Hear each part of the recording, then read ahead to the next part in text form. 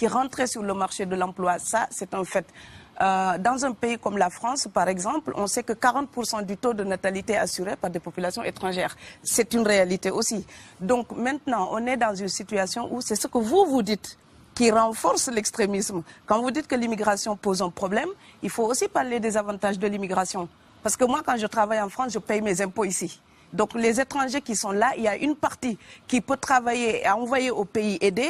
La majorité paye ses impôts, s'installe dans vos pays, enrichit vos pays. Donc ce sont des citoyens productifs. Après, il faut voir, il y a une minorité qui vient, il y a des morts, certes. Mais je voulais souligner une chose. Le discours que vous avez, il est encore légitime tant que l'Afrique restera muette. Et moi, aujourd'hui, je voulais m'indigner pour le silence de l'Union africaine. Les gens là qui meurent sur les plages, et je mesure mes mots, si c'était des Blancs, la terre entière serait en train de trembler. Ce sont des Noirs et des Arabes. Alors eux, quand ils meurent, ça coûte moins cher.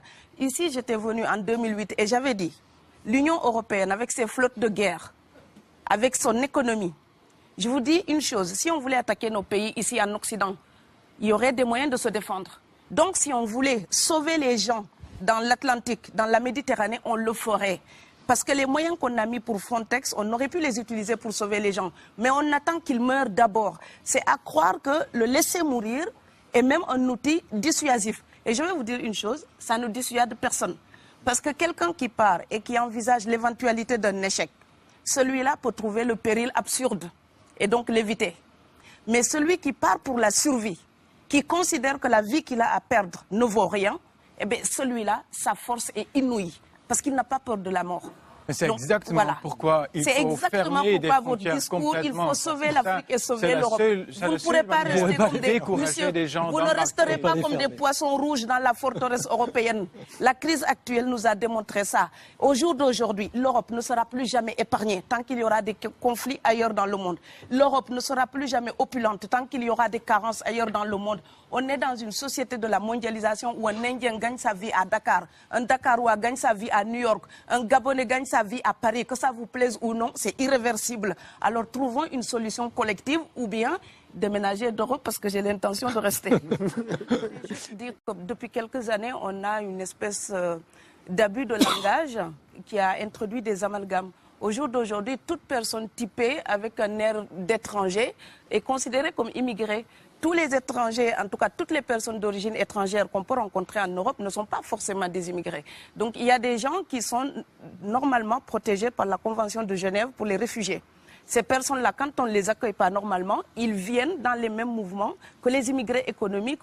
Donc quelqu'un qui fuit la guerre, ce n'est pas la même chose que quelqu'un qui cherche du travail. Quelqu'un qui fuit la guerre est protégé par la Convention de Genève.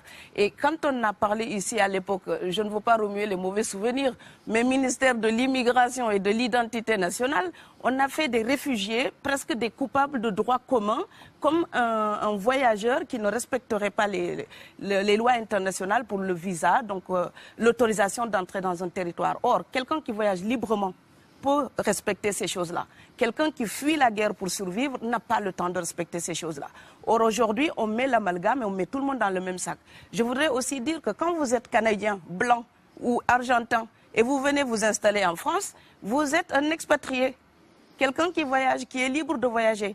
Et si vous êtes africain ou indien ou afghan, vous venez en France ou en Allemagne, vous êtes l'immigré, peu importe les raisons pour lesquelles vous êtes là. Et donc cette représentation de l'autre, l'Europe doit corriger son regard si elle ne veut pas encourager la xénophobie. Parce que la représentation qu'on se fait de l'autre alimente ensuite le repli sur soi, le rejet. Donc voilà, voir quelqu'un qui est en règle, essayer de savoir d'où vient cette personne, pourquoi cette personne vient.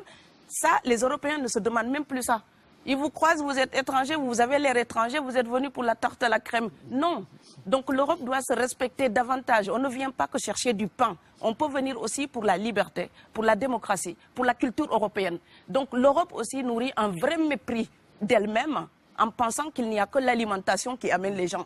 Elle n'a que ça à proposer. Je pense qu'elle a plein d'autres choses à offrir. Des familles entières qui cotisent parfois pour faire partir quelqu'un. Et ce n'est pas 1 000 euros.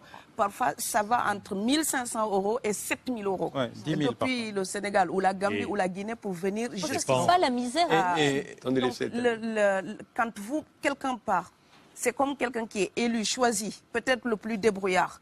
Et il y a tout un clan ou toute une famille qui pose son espoir sur cette personne-là.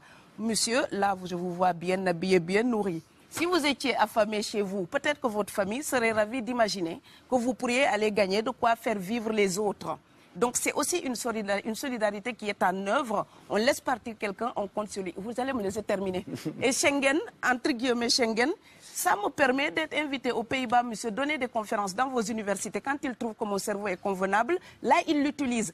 Par contre, ils sont embêtés à l'idée d'avoir mon frère, qui n'est pas aussi diplômé que moi et qui pourrait avoir peut-être envie de travailler dans le bâtiment. Donc, vos pays deviennent schizophrènes. On ne peut pas trier les gens comme ça avec les étrangers utiles et les étrangers néfastes. Et la deuxième chose que je veux dire aussi, c'est que les Européens, là, on voit des Africains qui viennent, d'accord? Ce mouvement, ce déplacement de population, on le voit. Mais on ne voit pas le mouvement des Européens allant vers les autres pays. Alors celui-là, c'est le mouvement des puissants, ceux qui ont l'argent, ceux qui ont le bon passeport. Donc vous allez au Sénégal, vous allez au Mali, vous allez dans n'importe quel pays du monde, au Canada, aux États-Unis, partout où je vais, et je voyage tout le temps, je croise des Français, des Allemands, des Hollandais. Je les rencontre partout sur cette planète parce qu'ils ont le bon passeport. Donc, comme avec l'exotisme, l'Europe s'était arrogé le précepte unique, unilatéral, de l'exotisme. Les autres sont exotiques. Alors que pour quelqu'un de mon village, il n'y a rien de plus exotique que quelqu'un d'Amsterdam. Maintenant, pour l'étranger aussi, pour les voyages des temps modernes avec la mondialisation, quand les pauvres viennent vers vous, il y a des mouvements de foule qu'il faut bloquer. Mais quand vous, avec votre passeport et avec toutes les prétentions que cela donne, vous débarquez dans les pays du tiers-monde, là, vous êtes en terrain conquis. Donc, on voit les pauvres qui se déplacent, on ne voit pas les riches qui investissent dans nos pays. L'Afrique se développe en taux entre 5 et 10%. Ce n'est plus de la progression, c'est de la surchauffe. Sauf que quand des pays du tiers-monde se développent et qu'ils n'ont pas les moyens, pour gérer tout ça, il faut une ingénierie, il faut une formation, il faut des populations pour installer une démocratie. Là, cette surchauffe-là, vous avez besoin qu'on reste dominé pour servir de débouché à l'industrie européenne. Alors, il faut arrêter l'hypocrisie. On sera riches ensemble ou on va se noyer tous ensemble. Voilà.